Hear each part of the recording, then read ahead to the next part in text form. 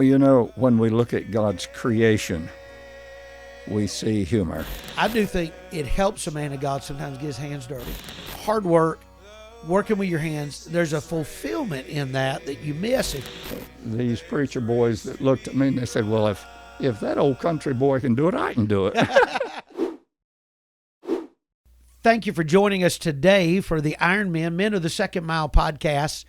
The last couple of podcasts, Brother Fred interviewed me for the purpose of the podcast, and then also the purpose of sharing my personal testimony of how I got saved.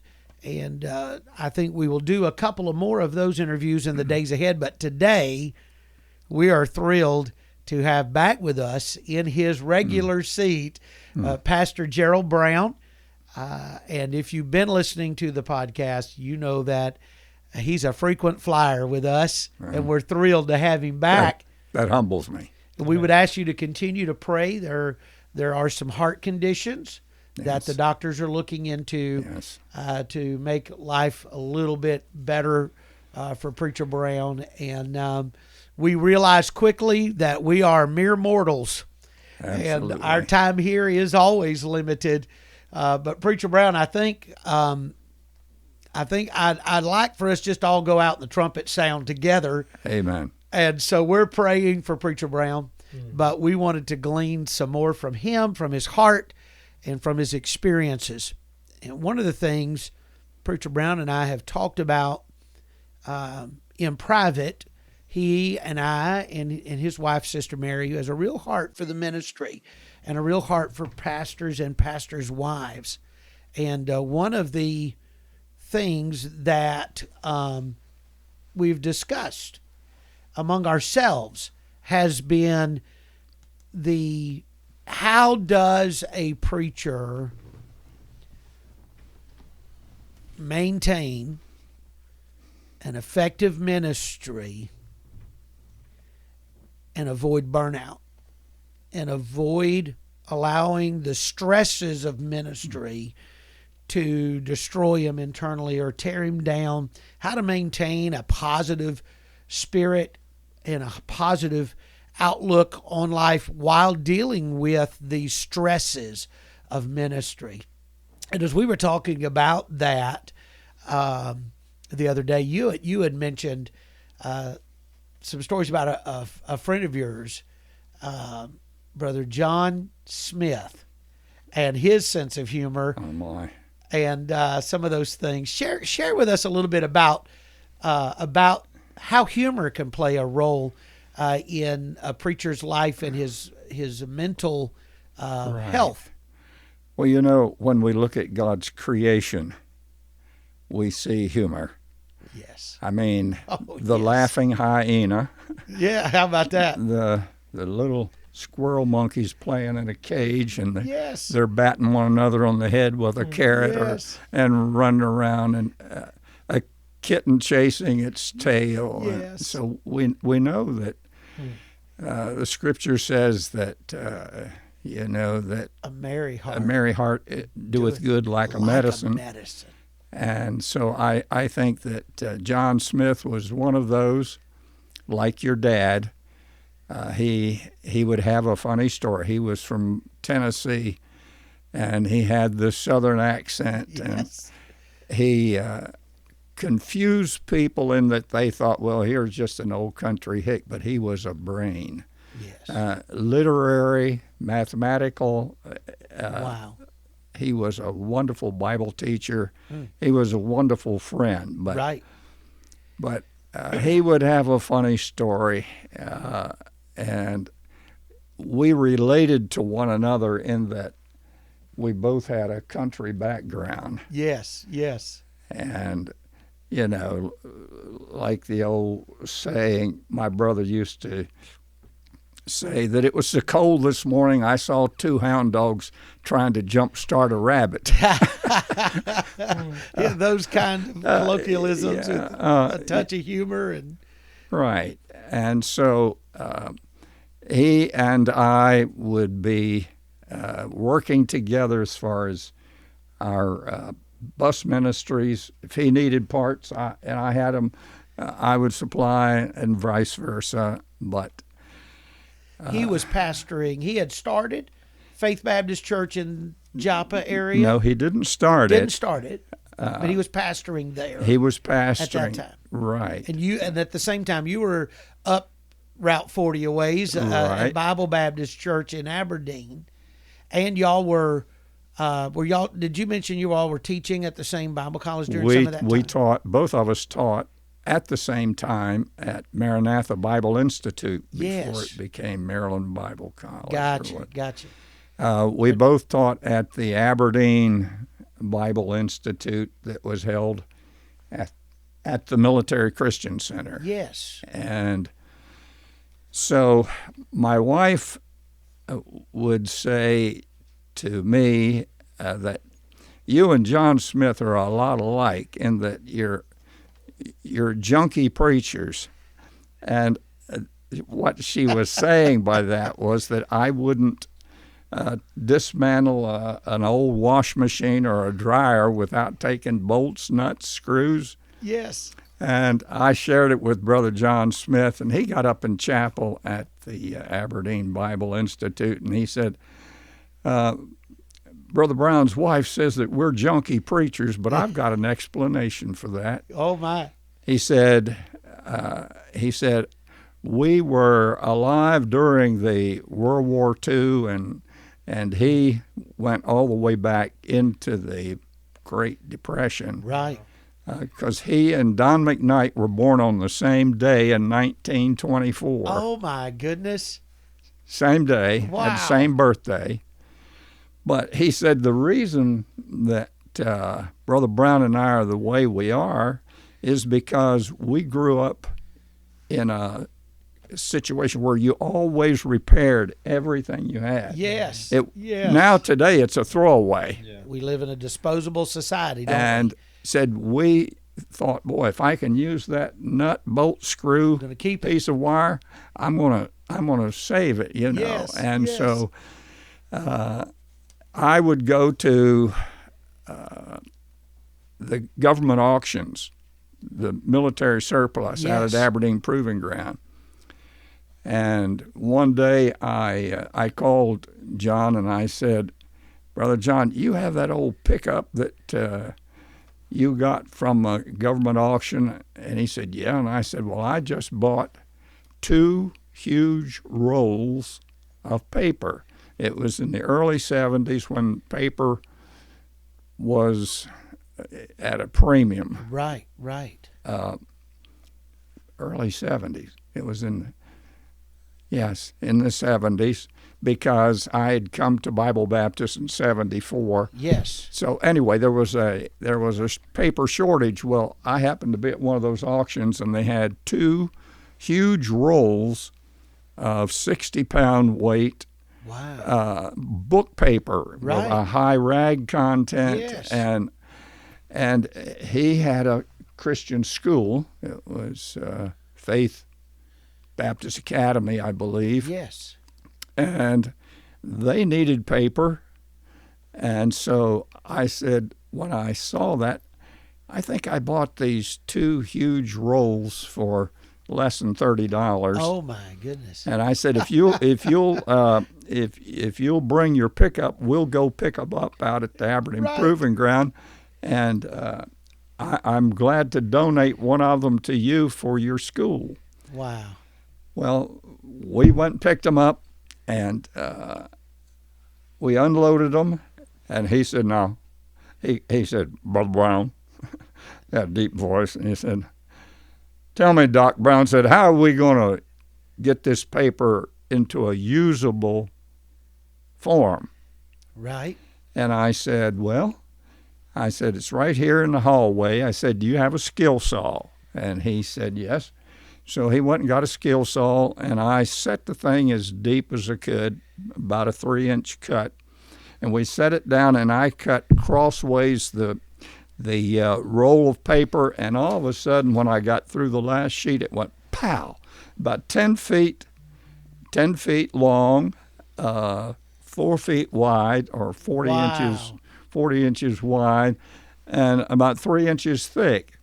Well, he didn't tell me, but he had a lady in the church that had a cutting machine that had been used commercially. Wow. She was all in a set. print press.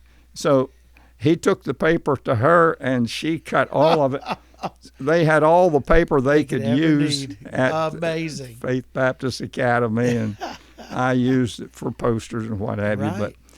But anyway, Resourcefulness is a key to successful ministry, isn't it? oh my, Being resourceful and recognizing that you could save the church money, you can save a school money, and being able to tap into those resources and make that dollar that the church absolutely member is giving just go as far as it can go.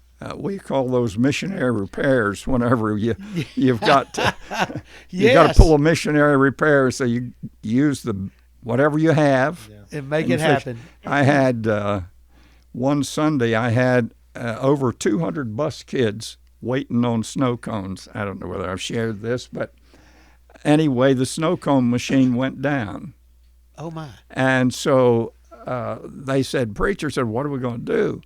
And I went out there and I found out that it was a switch under the lever that when you put the cup under, the machine came on and it started working. Well, Wow. that switch went bad.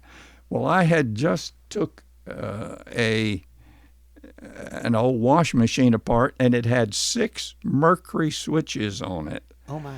And it's in a Right. it's in a glass vial, That and the metal- mercury that liquid rolls down to metal one end, connects. makes contact. Yes. And it was what I needed for that. So I ran to my basement where I had my junk, as my wife called Yes. it. And I got one of those, and I came back up with my tools, and I fixed it. And here are these 200 bus kids waiting on snow cones. And they were able to get their snow cones And that so day. they were able to get it. And so what they call one man's junk is another man's treasure. This is right. I remember one time we had a church van route. Myself, I was a teenager, and our youth pastor, Brother Omer Smith, we drove this old Dodge van, late 70s model Dodge van, up to Fort Benning into the military housing complex. This was before 9/11, so Sure. you could go on to military bases Sure. then. And he was an Army soldier, and we would drive the bus up there on Saturday, knock on doors, and then Sunday we'd go pick them up. Had that old Dodge van, and I mean, it was just wore out. And I can remember we're coming back to the church after having dropped all the kids off on the same morning. All of a sudden we hear the awfulest rattling noise. We ease it into the church drive. We get out and look, and there's the tailpipe has the bracket that's supposed to hold it up to the frame is rotted and fallen, and I remember we were saying, oh my goodness, the church won't have money to pay a mechanic to do that, and all, what are we going to do? And I remember my dad came down and he took a piece of baling wire, Sure. old thin, but strong baling wire. They'd bale up pine straw with it, and it would bale it. It wasn't a baling string, it was a wire. My dad took that baling wire and he cut it just the right length. He got up there and wrapped it around, tied it around that thing, and it would and that worked. But we found it was so stiff, and it was not stiff enough to hold it up tight, but it was stiff enough that it held, and it would rattle. Okay. So rattle. And I never forget, we were just glad it was working there for a while, but after a while we're like, man, this thing, it's got this rattle. And my dad heard us talking about that, and he said, I got the solution for that. And he went out there and cut that baling wire out, and he took, some folks are not going to be able to relate to this, but he took a screen door spring, long, thin spring that you would attach to the wall, and you'd attach the other part to a screen door, and in the summertime, you had the screen door there. The regular doors stay open, just let air circulate. You hit that screen door, that old spring would stretch out, and then it'd wham, pull it back. He took that screen door spring, cut it at a certain place, unwound it, tied it around the frame, let that hang down just far enough where it wouldn't bang up against anything.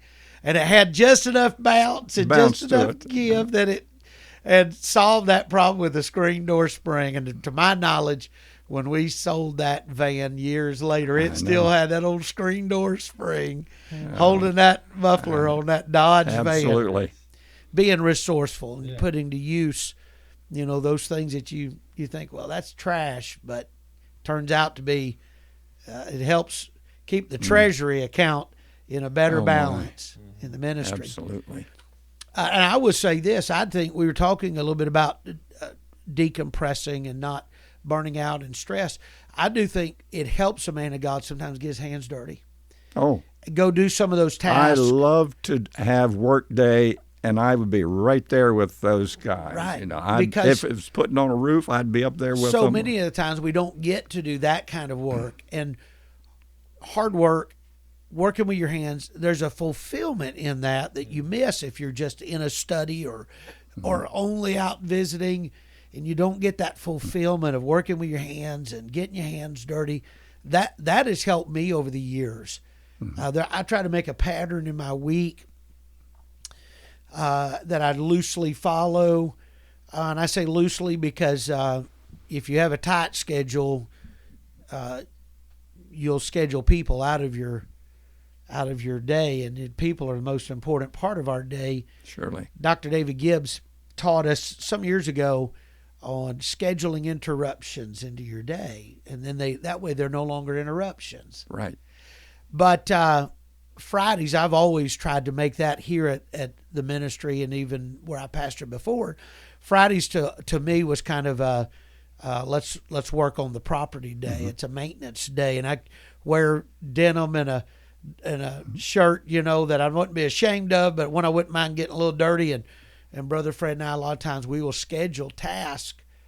We'll schedule them on Monday for Friday, and we'll come in and do some things, accomplish some things, step back and go, man, that looks better, or that fixes that problem we've been having, or hey, we got able to get all that out and put away. And that, for me, has been a little bit of a stress Blessing reliever. for you, too. Right.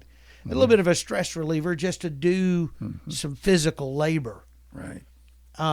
You talked about humor and some of the funny things that Brother Smith would say. And you had mentioned, I think before we got started, that my dad, when you would see my dad. Absolutely. You had mentioned a few things about that. Could you share that with the podcast a little bit, of what you shared with me about my dad? Well, your dad was a dear friend, and I thought of a verse of scripture, be a friend to the friend that was your father's friend, basically. Yes, That's from Proverbs 27, I believe it is. Yes. And but I see a reflection in you from your dad in that he was positive. He would have a funny story to tell you. I still laugh at the one about him talking about the state inspector coming to inspect this farmer's place. You know the story there. Yes. But he told it in such a funny way, that you could just hear that farmer leaning over the fence saying to the inspector being chased by that Brahma bull, he said, "Show him your badge. Show him your badge." But that was typical of your dad. He could take things that would be appropriate and apply to the everyday working man, know. But great humor. Great humor was. Do you have some of those things that Brother John shared, or any stories like that? Oh, well, we were talking about John Williams. Okay. Yes. John Williams is one of my preacher boys that's dead. I've got several of my preacher boys that are dead. Already in heaven. One ahead of me. And I was talking to Terry Herman, and I said, you pastored in Annapolis, a church that my preacher boy was pastor of before you went there. He said, what? He said, your preacher boy. I said, I thought you were his preacher boy. I said, no. So I told him, I said, Brother John Smith Brother John Williams, was taking part in what we called something special on Sunday night. We're introducing all of our families with a 10-minute thing where they would quote scripture, sing songs, play an instrument, what have you. Well, he got up there and he pulled out a harmonica and just played that thing, and then he gave his testimony, and he sat down and he said, "Lord, are you touching my heart about the ministry?" He said, "Now, if it's true," said, "let me know tonight." Well, on the way out, I stopped him at the door and I said, "Brother John, we have our Baltimore Rescue Mission service on the first Tuesday night of every month. Would you take it?" Boom. Well, from that, long story short was that he then would preach almost every time the mission service went, and I got him, I recommended that he go to Herald of Hope Baptist Church up our way off of 440, and he pastored there for a few years. Wow. I called it ordination council. We ordained him. Yes. And but I baptized him also. We had 12, 15 people being baptized. Wow. And John was a bubbly kind of guy. He was an Irishman. He was a cop over on the Hayden Bridge. He was the head policeman over at the toll facility there on the Hayden Bridge. And anyway, I would tease him and I'd call him Preacher Cop. I said, "You can't pastor the way you cop." And so anyway, I baptized him, and he gave a glowing testimony of his personal faith in Christ. And then I baptized him. Well, the men would go out one side, the ladies would go out the other side out of the baptismal pool. Well, we didn't have a room right off of the baptistry for men, so we had to go down the steps and into the men's bathroom to change. Well, I heard commotion. Well, I had baptized John, and he went down the steps, and we didn't have a rug at the bottom of the steps, and he was still soaking wet, and his feet hit the floor. And went out, and he came down on that concrete tile floor, and I said, "Oh my goodness, I sure hope he didn't do any damage." And I talked to him later, and I said, "Brother John, have you had any adverse things come out of that fall?" He said, "Preacher, let me tell you something." He said, "I've had problems with my back for some times," and he said, "when I fell, it straightened it out." Oh, he was a bubbly kind of character, wasn't he? Oh, that's wonderful.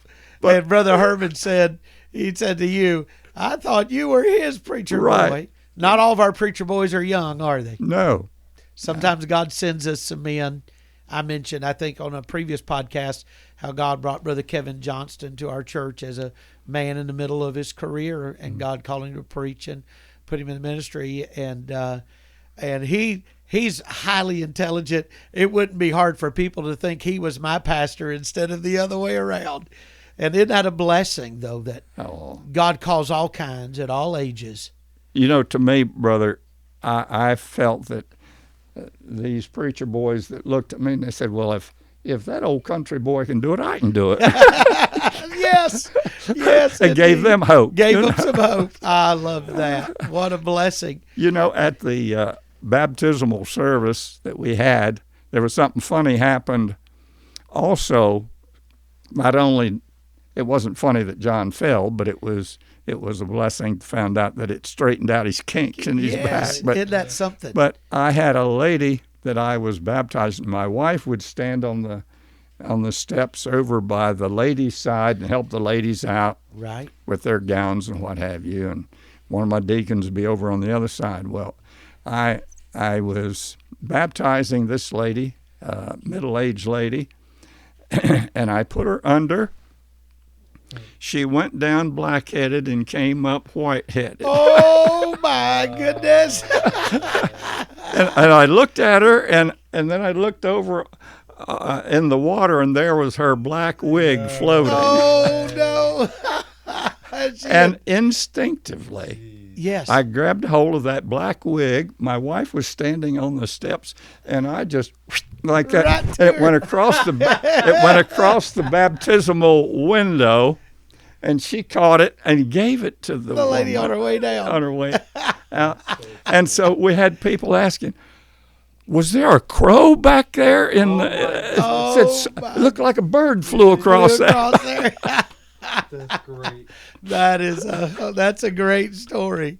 I think every pastor with any experience has some baptism story or the other that they could share.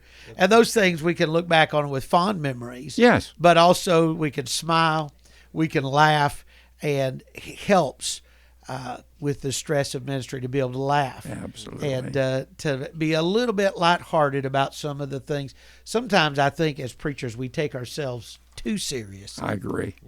And we ought to be able to laugh at ourselves a little bit. I think that your dad and John Smith were a couple of preachers that had a balance in that. I read one time Warren Wiersbe's book on preaching, and he said, use humor to disarm your listener, so then when they're in that state of being disarmed, you can stick the sword in and get the message across. Absolutely. And I think that's a great tool as well. I do. Illustrations, humorous stories, catch people's attention, but they're not humorous without a purpose. No. They have a purpose.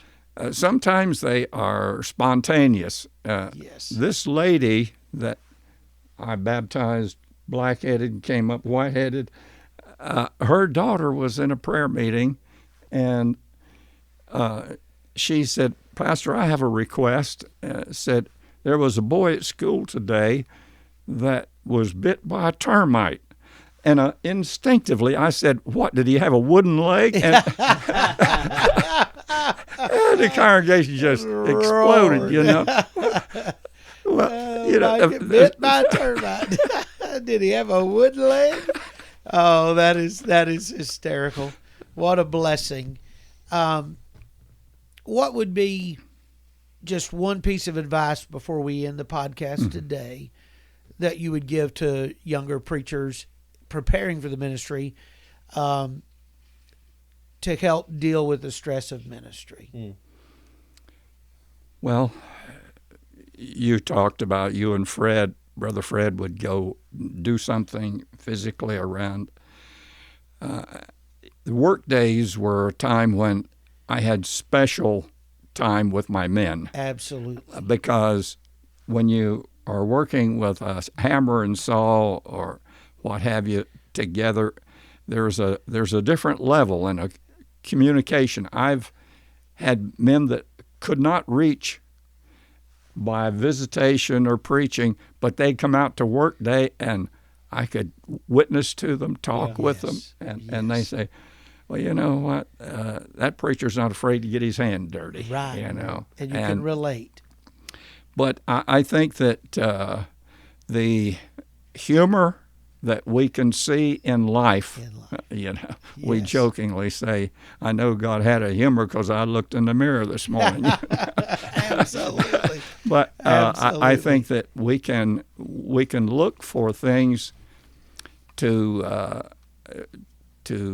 lift our spirits. A merry heart doeth good like a medicine. We can sort of turn some of these things that could be adverse into something that could be humorous and helpful. And it always helps when you can bring a smile. Oh, absolutely. And it helps when you smile. I found that if you will allow people to laugh at you, you know, be the brunt of the joke. Yes. You know, people love you for that. Absolutely. No, you're exactly right. Self-deprecating humor can endear you to people's hearts, and they also see that you don't put yourself on some pedestal you don't belong on. When I was still in Bible college in Florida, I got a job in a warehouse through a series of interesting circumstances. I ended up getting promoted into the front office, and I ended up being the receptionist. And I was the first male receptionist at this massive corporation. Of all the facilities they had all over North America, I was the first male receptionist that I would answer the phone calls that come in, pass them on to the administrative staff upstairs. We did bookkeeping there, so I did bookkeeping, but I was the person you met at the door when you came into the offices. And they put us a training, and this was an interesting thing. They said, when you answer the phone, answer it with a smile. Absolutely. They said it has been scientifically proven Absolutely. that you can hear when someone is smiling as they talk to you over the phone. I believe that. And I thought that has stuck with my mind all these years, that folks can hear the smile in your voice. And of course, when you're in an audience, people can see it. But the idea that a smile is so powerful, you can hear it over the phone. Oh, You can hear the smile in someone's voice. And I thought, wow. And that tells me that learning how to smile through things and find the humor in things and put a smile on someone else's face is a powerful it is. tool to Very much. help. You know, the Bible is constantly talking about the countenance. With Nehemiah, the king saw his countenance had fallen. You read about Nebuchadnezzar. He was wroth. He was angry, and his countenance was wroth. Our countenance sends a strong message, and I think the power of a smile could be a powerful thing. Thank you, preacher, for being with us today for the Enjoyed podcast. Stay tuned. We'll be back next week with another podcast and another interview with Pastor Gerald Brown. Thank you for joining us today on the Iron Men, Men of the Second Mile podcast. If you're enjoying the Iron Men, Men of the Second Mile podcast, please give us a follow on Spotify or a subscribe on the YouTube channel. Both of those actions will help us drive this into the public forum. Your comments can make a big difference, and also the feedback you give us will help us improve in the days ahead. We appreciate you and hope you'll continue to listen to the Iron Men, Men of the Second Mile podcast.